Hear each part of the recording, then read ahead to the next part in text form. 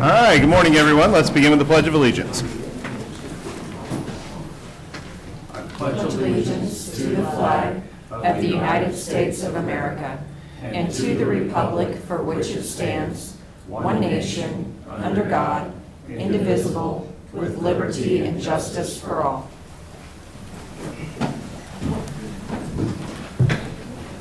All right, good morning. Welcome. It is Monday, September 22nd. This is the Board of County Commissioners. I am Aaron Mays. I represent District 3. On my left is Commissioner Bill Rippon. He represents District 1. On my right, Commissioner Kevin Cook, representing District 2. Good morning, both of you. Good morning. Our County Councilor, Rich Eckert, is at my far right. Our County Clerk, Lisa Schmidt, is at my far left. Good morning to both of you as well. Good morning, Commissioners. Let's get started. First item, please. All right, first item with something under it is item 3, the consent agenda. We've got 9 items on the consent agenda this morning. If there's no questions or concerns, I'll move for approval. Second. Motion by Commissioner May, second by Commissioner Rippon. Those in favor say aye. Opposed? Motion passes 3-0. Next item, please. Next item is 4, new business, A, County Clerk. 1, consider all voucher payments. Our voucher approval report has a total of $3,459,647.83. Significant payments include $491,578.12 to King's Construction for progress payment on the Southwest Auburn Road between Southwest 29th Street and K4 Highway project paid from the Infrastructure Fund. I also have $300,165.53 to Bettis Asphalt Construction for a progress payment on the Northwest 46th Street Road Improvement Project paid from the Infrastructure Fund. If there's no questions or comments, I would move for approval of the voucher report. Second. Okay, we have a motion by Commissioner Rippon and a second by Commissioner Cook. Those in favor say aye. Opposed? Motion passes 3-0. Next item, please. Item 2, consider correction orders. I'll move for approval. Second. Motion by Commissioner Maines, second by Commissioner Rippon. Those in favor say aye. Opposed? Motion passes 3-0. Next item, please. B, audit finance. 1, consider approval of Shawnee County 2026 budget and CIP. Good morning, Commissioners. Jennifer Sauer, Financial Administrator. We're here to pick up our conversation on the 2026 budget. Let me pull up where we left off last Monday. We currently, where we left off last Monday, are sitting with a proposed estimated mill levy of 48.938 with a total budget expenditures after using reserves of $151,718,965, which is approximately a 4% increase over last year.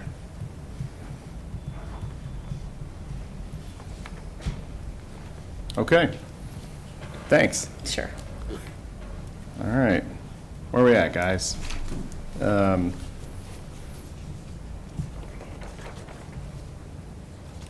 Any suggestions, any questions, concerns?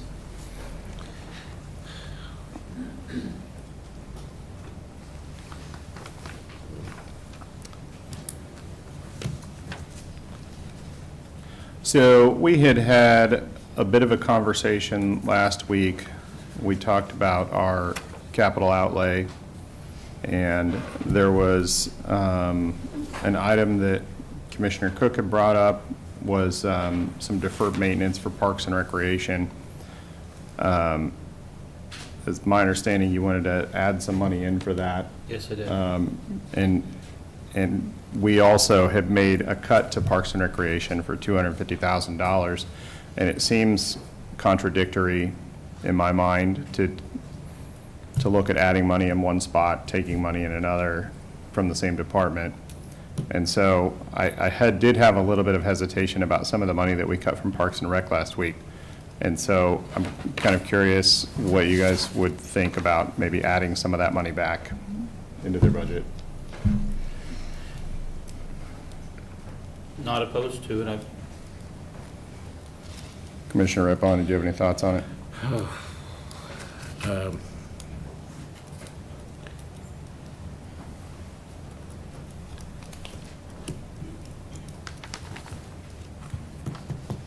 Maybe we put some of it back and split the baby there.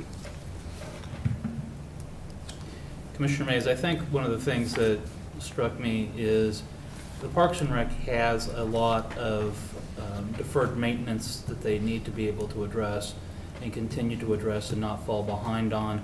But there may also need to be some projects or some programming that we do, that we look at. Should we continue to do it in the manner, or should Parks and Rec continue to do it in the manner that they're doing? For instance, when the Parks and Rec Foundation made the gift of the floating, what we call the floating playground at Lake Shawnee, it seemed like a great expenditure because it added an amenity to Lake Shawnee. The reality is, when you look at the cost of getting it all set up, the amount of time that we actually have to be able to use it, the blue-green algae that affect Lake Shawnee, the ability to actually use the equipment is a relatively short period of time, and I don't know that if you were to ask the Parks and Rec staff whether or not this is a good amenity, or if this is something that maybe we should look at discontinuing and taking that equipment, maybe selling it and doing something different with Lake Shawnee Swim Beach. Not that we would not have the swim beach. I think the swim beach adds, again, another aqua amenity, but should we continue with that playground? I'm just using that as an example. But only if we can use it, right? I mean, if it's not closed for blue-green algae. Right. So, I think there's just some things that we also have to look at. The Rossville pool. The Rossville pool is owned by the city of Rossville, but it's maintained by Shawnee County. That contract is coming near an end. Should we be negotiating with the city of Rossville, turning that operation back over to the city of Rossville? That would be, again, something to look at. okay. Did Parks and Rec want to speak to any of that?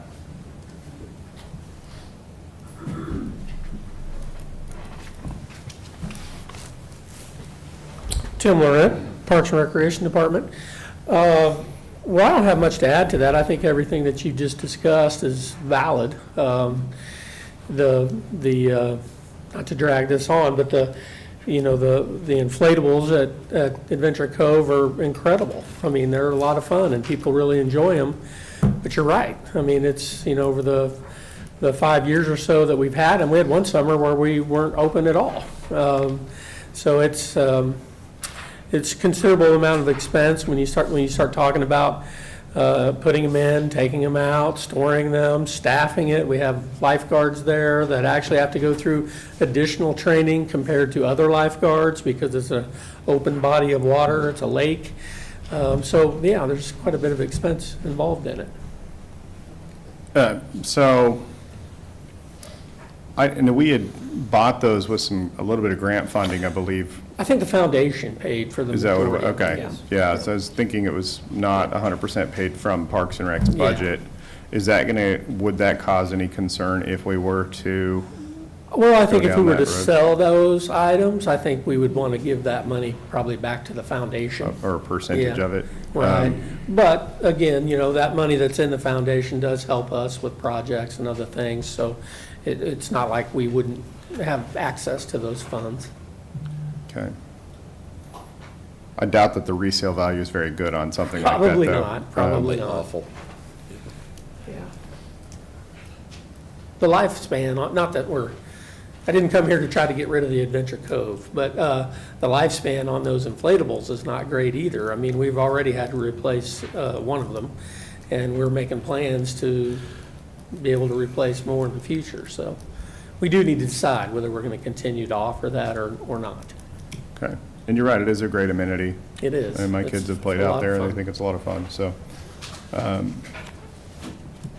Something to consider. I don't know that we're going to make any decisions on that today. But, Right. I think back to the original question, though, we had talked about the capital outlay, and I believe we had talked about, it was like 60, Adding 63,000. 63,000 was cut from the initial request from the capital outlay. Yes, can I actually I need to make a quick comment to everyone here. okay? last Monday, you guys proposed and had a second on a $250,000 cut to Parks and Rec. That number never got entered into this spreadsheet, so I need to make that. Wait, so the number Yes, that we're working with here does not include that at all? correct. I'm seeing the $500,000 department adjustment that was made. I'm seeing the retirement transfer of $54,000, but I'm not seeing the $250,000 cut. And so I need to update that because you guys voted on that. And so this is where we should be sitting right now, which would put you at 48.832 to start today's conversation. I just wanted to reset that real quick. Does that make sense to everyone? Mm-hmm. That adjustment did not get entered. The other items that we talked about did get entered because there's the $170,000 adjustment to Vallejo that was made, and then the $350,000 reserve usage. So everything but that $250,000 was entered into the spreadsheet. I apologize for that.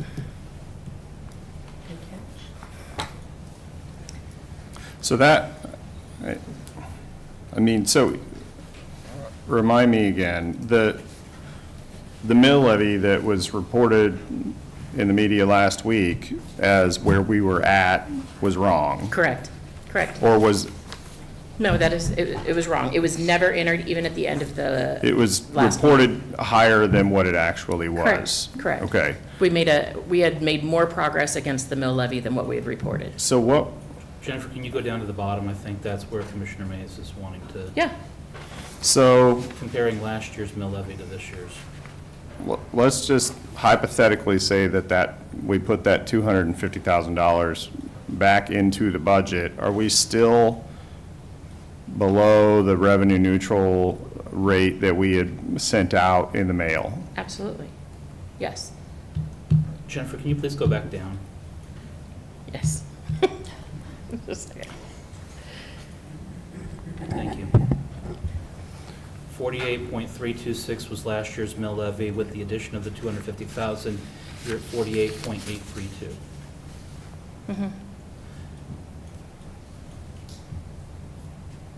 Yes, the only thing that got missed was an adjustment that was made during last Monday's session.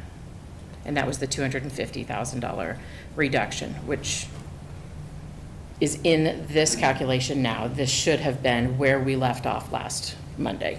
This is the actual number for that. Sorry, this is why I take notes as well as entering it in the spreadsheet. There's a lot of moving parts.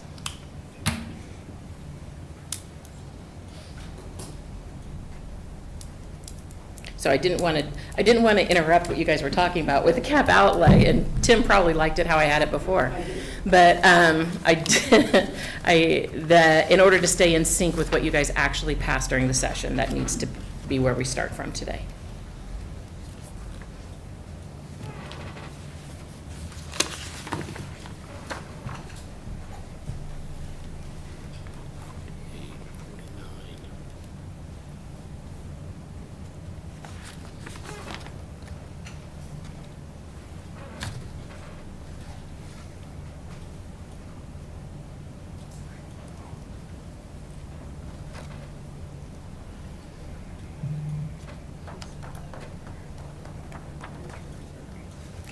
Oh, I'm sorry.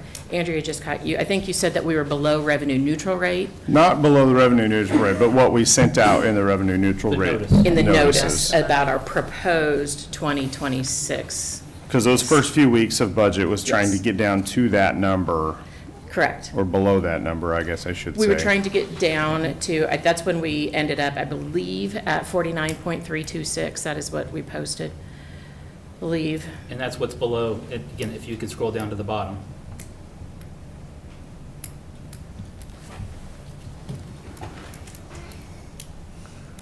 $49.326 was the notice that was sent to the public. Last year's rate was 48.326.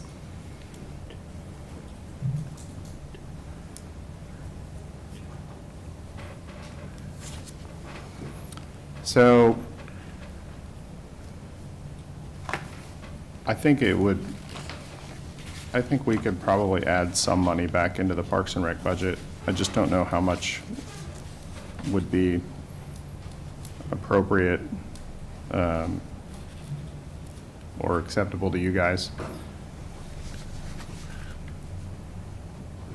I'd like to hear from Commissioner Rippon. Do you have any suggestions? And how much did was it 200, 250. is what- 250? Yep. What would 150 look like if we were to? If you were to put 150,000 Yeah. back, or to, Yes. okay. That would put us at a proposed, or estimated mill levy of 48.896, which would put us 0.57 over last year's, or our current mill levy, which would be an increase of approximately $59 for a $100,000 home over this year's.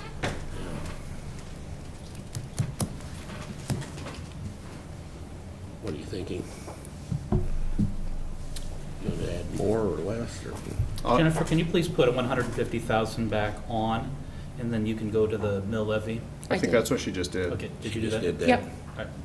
So you're now at 48.896. Yes.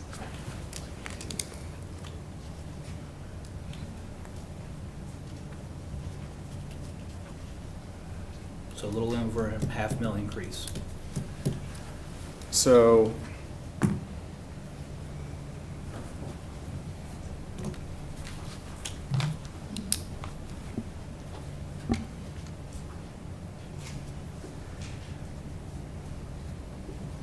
I don't know.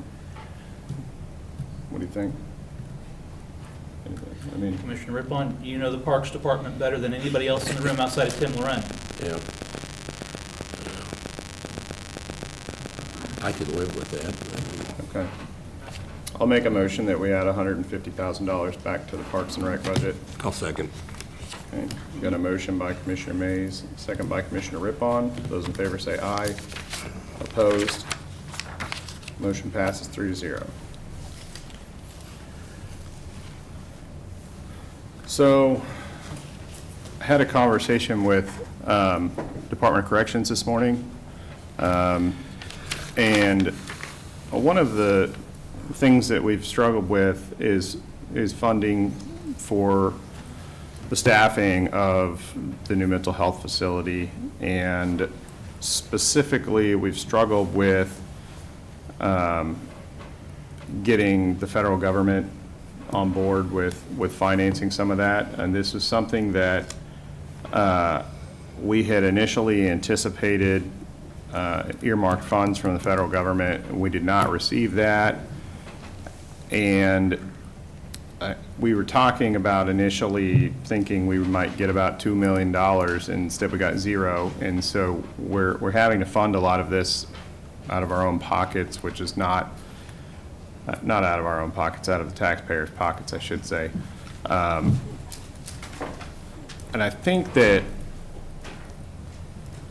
you know, our Department of Corrections leadership does a great job working with other governmental entities, but I think sometimes we might need a professional to do that for us. And so I've thought for a while that it might be good for us to hire a lobbyist to help with that type of thing. I think as a percentage of what we could get in return, us budgeting some money maybe to the counselor's office to hire a government relations professional to help us procure those $1 million plus grants and earmarks, I think would be a wise investment of our funds.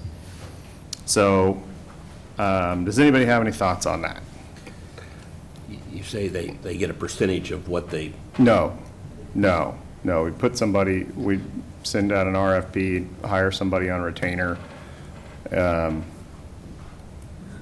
an annual basis to advocate on our behalf to federal and state and governments. that would be for all departments, not just the corrections. Commissioner Rippon. Right. Yes. The city of Topeka has had a lobbyist on staff or on retainer for a long period of time. Historically, the Shawnee County did not have a lobbyist. Our lobbyist was somebody from the counselor's office, either Mr. Eckert or Mr. Crowell. Previously, before becoming district court judge, were the lobbyists, and they would work in conjunction with the Kansas Association of Counties.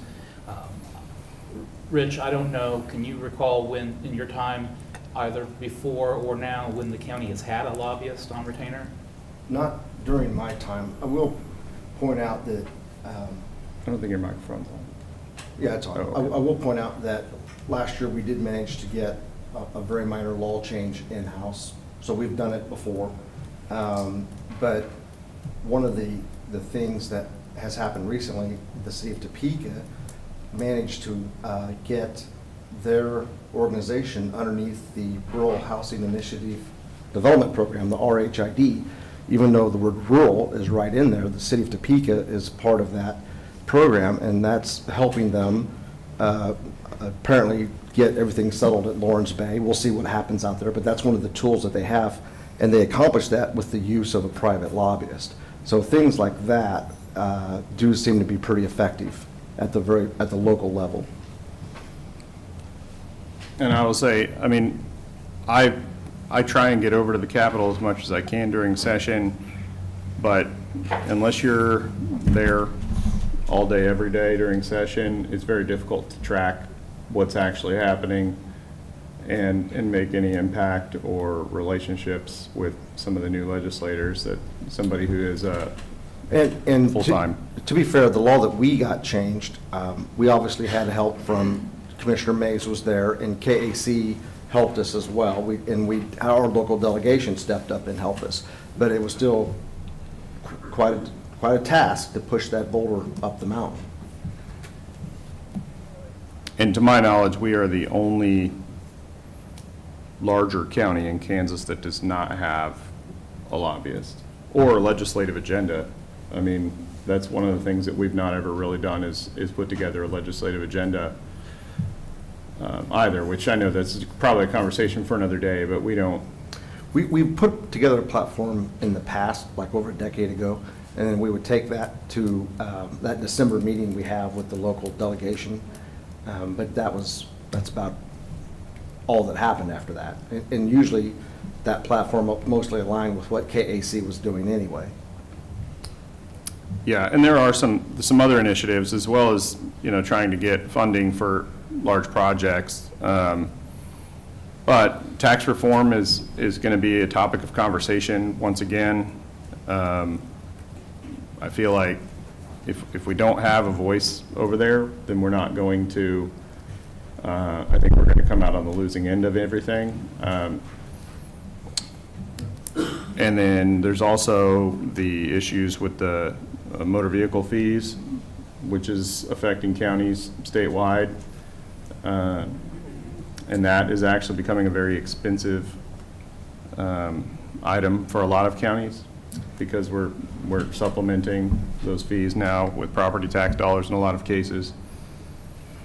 So, I mean, I think that it might be wise if we put $50,000 into the counselor's office to hire a lobbyist for this session, see if it helps us, see if we get any return for it, and maybe call it a pilot program for 1 year and then look at it again. And I will say two more things about this, Commissioners. Of the 5 biggest counties, we are the only one that does not have a private lobbying firm on board right now. And the other thing that we recently learned is that Douglas County hired a second assistant county manager. They went to 5 commissioners. So if you look how their administrative structure works, they spend a lot more money on administration than we do. Right, right. We are also the largest county in the state that only have 3 commissioners and no county administrator. Correct. So if someone wants to argue about whether or not this is an excessive cost, you have to look at our management structure to understand that we save a tremendous amount of money with how we manage the county at that level. And I don't want to hire an in-house government relations person either. I'd rather that we contract it out in this case. So, so I'll make a motion that we put $50,000 into the counselor's office budget to hire a lobbyist. Second. Okay, motion by Commissioner Mays, second by Commissioner Rippon. Those in favor say aye. Opposed? Motion passes 3-0.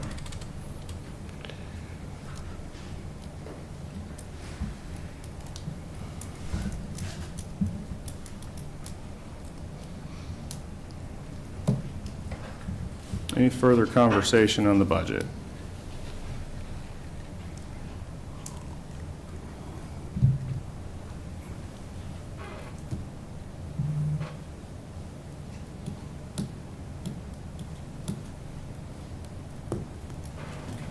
Seeing none? Yes, I'm there. Okay, do we need to discuss the CIP again? We do need to vote on the CIP itself. But you can pass this budget, if you're looking at passing this budget, you can vote and pass this, and then we can take a look at the CIP and vote and pass that. Is that the order in which you would prefer that we do it? Yeah, because what you would be doing is passing the budget for the CIP of $2.5 million when you pass this budget, which then we would look at the CIP budget of $2.5 million and could vote on the projects that would make that up for next year. I'd rather we look at the CIP first, Okay? see if there's any modifications there that we can, Nope, that's fine. Let me unfilter real quick to show everything that was requested in the 2026 CIP. So this goes back to the meeting you guys held back in August to discuss capital outlay, the CIP, capital outlay funded items. The first column shows what was requested at that time for capital outlay. And then these items, through discussion, I can go from the top down if you'd like me to discuss what happened during that discussion. And that is for the election, there's 4 election items. I can discuss all of them at the same time because the exact same thing was discussed and resulted. And that is that the $354,000 item, the $298,000 item, the $1,042,000 item, and the $1,350,000 item. It was proposed that instead of funding for that out of capital outlay, that would all be funded out of our reserves. And so that's where you see the proposed funding over here in the reserves column and not in the capital outlay. So those projects were suggested that they would be approved, but to be funded out of reserves instead of out of cap outlay as originally requested. And then going down the line, the Smith detection machine replacement at the, I'm not even going to say where that is because I have no idea, is $60,000 requested, and it was proposed that that would be approved. The Public Works paint striping truck of $300,000 was proposed to be approved.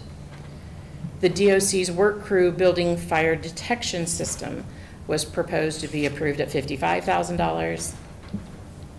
The second half funding for the courthouse restroom renovations of $250,000 was proposed to be approved. J.P. Lewis front entry floor replacement of $78,000 was proposed to be approved. That's a tongue twister. Miscellaneous small capital outlay projects of $100,000 was proposed to be approved. Quad fields at Bettis for turf replacement of $250,000 was proposed to be approved. The elections office HVAC control system update of $75,000 was proposed to be approved, along with the DOC security system upgrade of $75,000 and the DOC adult detention center inmate transport vehicles of $70,000. This is the one item that was not proposed as requested. I'm going to skip it and move on, and we'll come back to explain where that amount came from. The event center's portable chairs, they made an addendum to their original request of $537,850. They requested that with new pricing that would only cost $350,000, and that was proposed to be approved. The sheriff's pursuit rated vehicles of $550,000 was proposed to be approved. The next three items were requested, but it was proposed that they be deferred to another year, and that is for the sheriff's garage tech and equipment updates, the window replacement of the administrative building, and the sheriff's range target refresh. And so those three items were proposed to be deferred until a future year, leaving the $350,000 request for park renovations. It was requested at $350,000.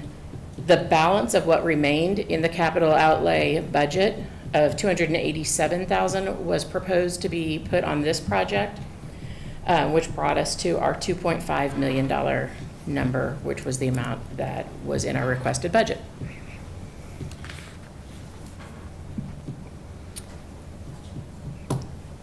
Other items that are listed on here fall under new debt, and it says 2026, but Not necessarily. correct, it's just new debt, and that's the year that they happen to fall. So this is just future new debt, and I believe the commission had discussed not looking at issuing new debt in 2026, so, but that would be a decision you guys would make today, and we would either propose it or defer it out. Mr. Chairman, Yeah. Jennifer, can you please speak to the elections equipment and some of your thoughts on how we might fund those expenditures? Yeah, so in past years, there was a time several years ago that the county chose to fund upgraded election equipment with bond funds. That doesn't really line up with the useful life of the equipment, so I do not recommend that we look at putting that in debt for the future. It's a one-time expense, it's a one-time capital expense. So based on that and the large volume, and it all needs to be purchased at approximately the same time, which would blow our capital outlay budget completely. It's larger than our full capital outlay budget. So what we looked at doing is using our reserves to fund that. I believe in 2026, based on our reserves, we should be able to fund that and still stay within our target of being between 20 and 25% of our current year's budget. And so that is what my recommendation to the board is. Even after taking $350,000 from excess reserves, as we did last week? Yes.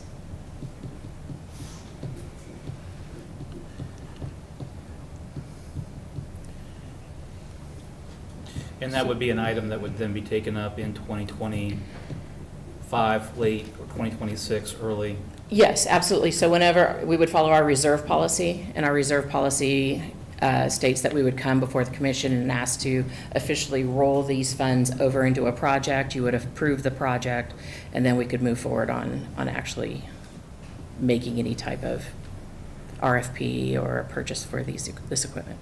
Could that be used for requested projects that aren't approved? I mean, Yeah. as part of this? Yeah, Okay. it's not necessarily part of our budget process, it's just part of our reserve process.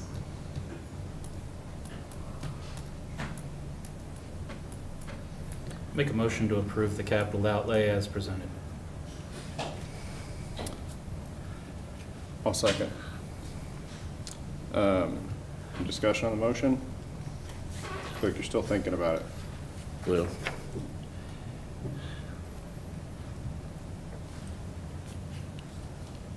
no, I'm good. Let me ask, point of clarification, if you wouldn't mind. Does that include deferring all new debt to a future year? Yeah. I mean, well, it's your motion, Well- but My motion was to approve the capital outlay as presented. The new debt discussion would come as a separate motion. Okay, So my motion as it is right now is to approve the capital outlay of the $2.5 million as identified. yeah, and I don't necessarily think we need a motion for the new debt. I think that doing nothing is essentially Correct. the same thing. So until the time comes to dive into those individually. So we do have a motion by Commissioner Cook and a second by Commissioner Mays. Those in favor say aye. Opposed? Motion passes 3-0. Back on our Mr. full Chairman. budget, yes. Before we go to back to our full budget, when we discuss new debt, in my mind, I would think that we need to look at what are our bond markets doing, when is the best time to borrow. Today would not be a good time to borrow new debt, but with the markets, and the markets may change, the economic outlook may change, it may make sense for us to look at taking on new debt. I know that, I'm not even going to say some departments, every department has requested money in a large fund for a project. And so, Correct? Not my department did not. I don't know. She might be the only one to fight against it also. It's a little bit extra work for her. No, I will start getting some of that, in those communications in place, reaching out to our bond partners. Okay. I agree. It's something that, if we were to do that, obviously, we've got a large amount of debt rolling off next year, but we want to make sure the timing is right, that we're not paying more interest or fees or anything like that than we need to, so, And, Mr. Chair, yeah. this is just for the benefit of KSNT and Victoria. Yes, at some point, we would have bonded debt for the Maynard Conference Center, because I know every time we go to KSNT, we have to talk about Maynard Conference Center. So, yes, Maynard Conference Center would be in that discussion. Got that, Eric? All right. All right. Okay, so you're done with capital outlay and our CIP, which brings us back to the 2026 budget. So it looks like the capital outlay line of the 2026 budget would need to stay at $2.5 million, and no changes on that line are needed. Okay. Any other changes we need to look at here?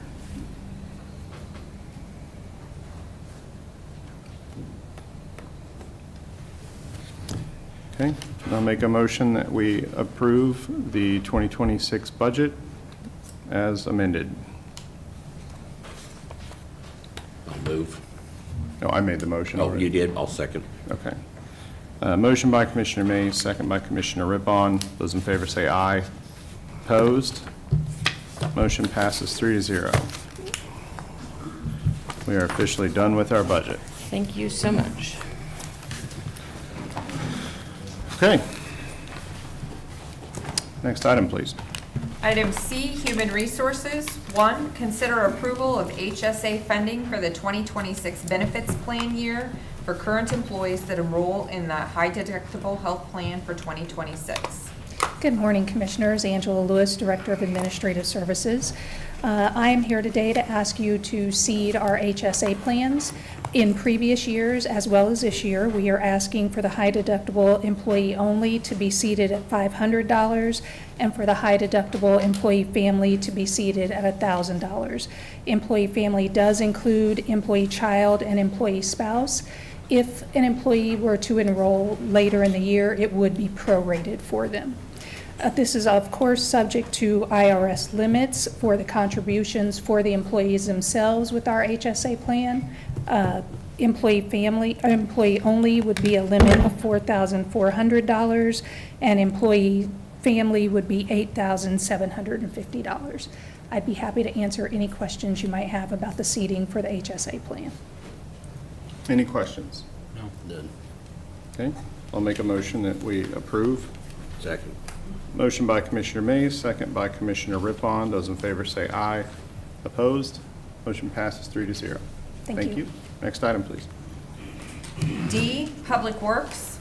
1, consider a request to issue an RFQ for design and construction engineering services relating to a bridge deck replacement and bridge superstructure painting project on Northwest Maple Hill Road over the Kansas River.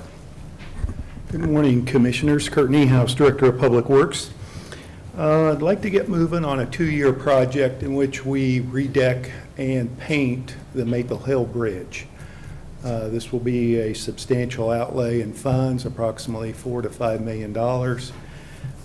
There will be some impact to the community during the first year when we redeck the bridge. Maple Hill, if you want to get to, if Rossville wants to get to Maple Hill, or if Maple Hill wants to get to St. Mary's, there'll be a substantial detour. We believe the painting, the second year where we paint the superstructure, we can do that under traffic. So there will be a 1-year inconvenience to the communities. This bridge is a very large bridge, and it behooves Shawnee County to maintain this asset. We think now's the time, again, to redeck it and paint it. It should last another 50 years. With that, I look forward to your questions. Questions? Yes. What's the decking material now? Is it a concrete? Yes. We would go back with That would all be taken out? Yep, and taken start out. over? It's only a 4-girder bridge, so I don't think we can do it under traffic. So we'd have to close the bridge during the first year when we redeck. Kurt, does this bridge fall entirely within Shawnee County, or is it shared with any other county? It is our bridge, 100%. Does KDOT, do they participate in these types of projects? I don't know of any Okay. program where they would participate in a maintenance project of this type. Yep.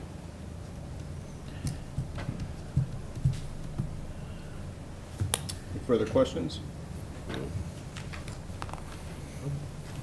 Okay, I'll make a motion that we issue the RFQ for design and construction engineering. Second. Motion by Commissioner Mays, second by Commissioner Rippon. Those in favor say aye. Opposed? Motion passes 3-0. Next item, please. 2, consider authorization and execution of Project Step 2, Contract C350-2025, with the team of Burns McDonnell and CAS Constructors to provide professional engineering services relating to the condition and operational assessment of the Sherwood Treatment Plant. Kurt Niehaus, Director of Public Works. Oh, it's been a year ago. I came before the commission asking to do a design-build project for the treatment plant where we would assess it, prioritize a list of improvements and upgrades, and then move forward with some or all of those upgrades. The first step in that process is bringing a team together to assess the plant, both operationally and condition-wise. And that's what I'm here before you now, is to approve a contract to do this operational and condition assessment. We would allow 270 days for this work. And when it's complete, like I said, we would have basically an a la carte list of projects that need to be done to improve the plant, bring it into KDHE requirements, and set us up for the next 20 to 30 years at the plant. With that, I look forward to your questions. Questions? This would be paid for with the benefit district, or the Sherwood district? 2 funding sources would be the balance of our $7 million KDHE loan. If going back a few years, this was supposed to be the last project under that KDHE loan. There's approximately $1 million to $1.2 million available yet of that loan money, and then the remainder would be funded via the 100% user fee Sherwood fund account. Right now, it's anticipated at the end of the year we'll have approximately $3.8 million, not including if this is approved. This is at $287,000. I'll move for approval. Second. Okay, got a motion by Commissioner Rippon, second by Commissioner Cook. Those in favor say aye. Opposed? Motion passes 3-0. Next Thank you. item, please. Thank you. E, Department of Corrections. 1, consider approval of contract C349-2025, a memorandum of agreement with the Prairie Band Potawatomi Nation in the Juvenile Detention Center to house juvenile offenders. Good morning, Commissioners. Brian Cole, Shawnee County Department of Corrections. As you may know, we already have an agreement with Potawatomi Nation to house adult inmates, and they came back to us and asked if we'd be interested in housing juveniles. We went through a lengthy process of working with their attorneys, our county counselors, and we would like to request approval to work with Prairie Band to house juvenile offenders. They would pay our per diem rate of $300 a day, plus all off-site medical housing or medical expenses. And we think this is a good continued relationship. It will work well with our juvenile population, and I stand for any questions you may have. Questions? I'll move for approval. Second? A motion by Commissioner Cook, second by Commissioner Mays. Those in favor say aye. Opposed? Motion passes 3-0. Thank you. Thank you. Next item, please. Item 5, public comment. I didn't have anybody signed up today, so we'll move on to administrative communications. So, next item, please. Item 6, administrative communications.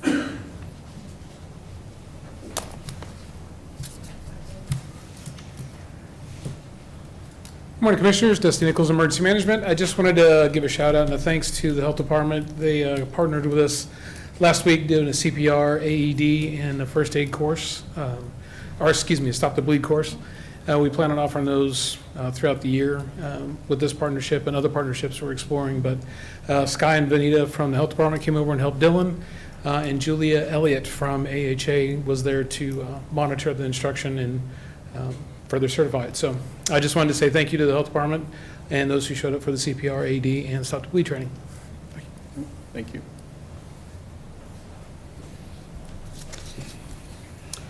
Good morning, Shawnee County Commissioners. Susan Duffy, Shawnee County Treasurer. I just wanted to clarify in your budget discussion, you had mentioned the need for an outside service to retain, to talk to the legislature during the session about the county's needs.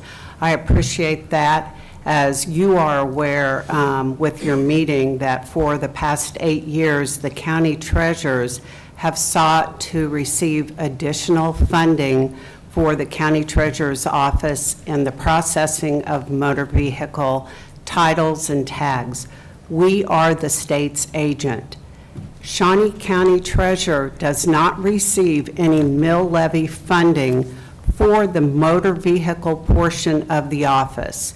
This is unusual. Most counties do receive mill levy funding. We do not.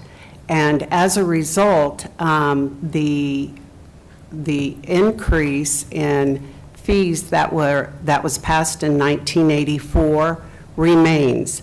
There was also an increase in a fee in 2007, and the facility fee was passed in 2013.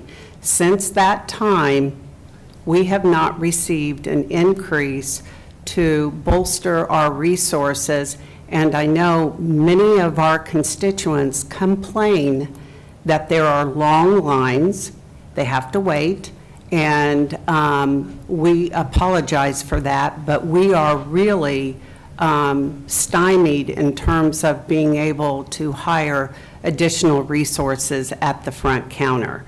And I do appreciate this effort. As I said, the treasurers have for 8 years worked to try and get an increase, but it seems to stop short of getting passed.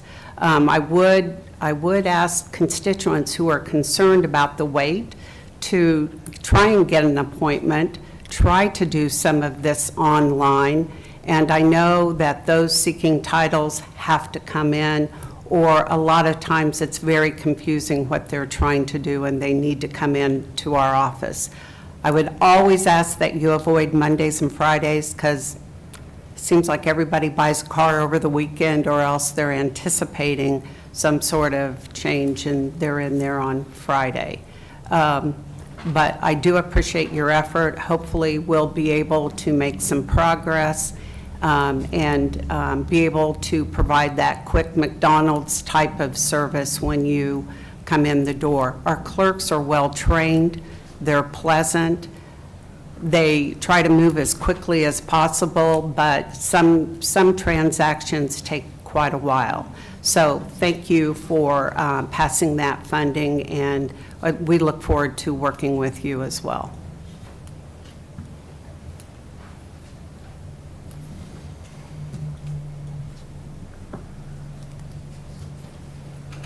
Tim Merritt, Director, Parks and Recreation Department. We have a couple of events this weekend I wanted to talk about briefly. Both of them on Saturday from 10 to 3. We'll have the Honey Festival at Old Prairie Town. I think this is the first time we've ever done this. It's a low cost of $3 per person. There'll be local beekeepers there. There'll be sessions all about beekeeping all through the event. It's from 10 to 3. There'll be live music. There'll be honey extraction demonstrations. There'll be blind honey tasting. And there'll be lots of vendors there selling crafts, bee-related items, also food. And we'll also be doing tours of the buildings at Old Prairie Town at the same time. So be a fun day.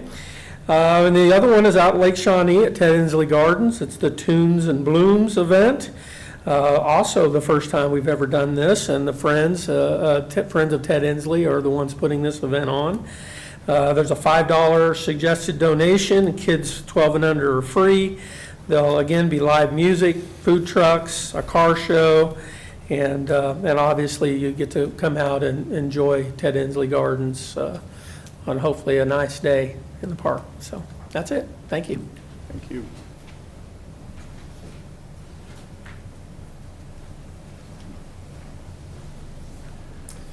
Good morning, Commissioners. Kellen Seitz, Stormont-Vail Event Center. Just wanted to update you. Had a very busy weekend this weekend with Saturday's Festival in Exhibition Hall for 2 days. Additionally, we hosted the MBHA State Barrel Horse Racing Finals event in Domer Arena, and we had a die-cast show, which is kind of a hobbies and collectibles show up in Ag Hall over the weekend. In addition to that, we started putting up the hockey dasher panels and getting the ice going. So we are officially less than 1 month away from the home opener for the Topeka Scarecrows hockey season. Getting really excited about that. Looking forward to some good crowds and having professional hockey back in Topeka. So happy to have you all out, and hopefully the rest of the community as well. Thank you.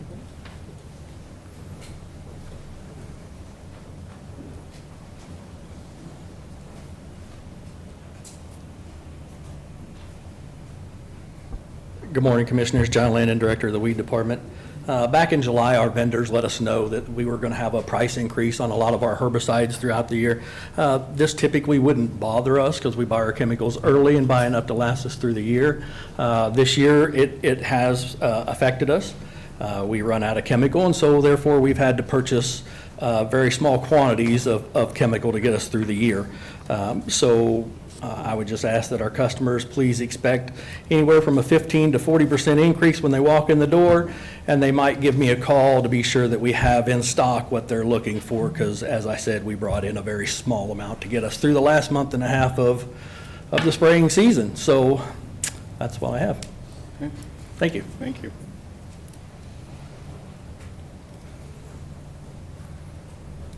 Commissioner Rippon? All right, well, the Greater Topeka Partnership hosted a city swap with New Braunfeld, Texas, and got to sit in on a panel to mainly discuss the Gage Park Improvement Authority and how that works and how that's been making some nice improvements for Gage Park, and a lot of good questions. Great people from Texas. Had a very good afternoon, so that's it. Great.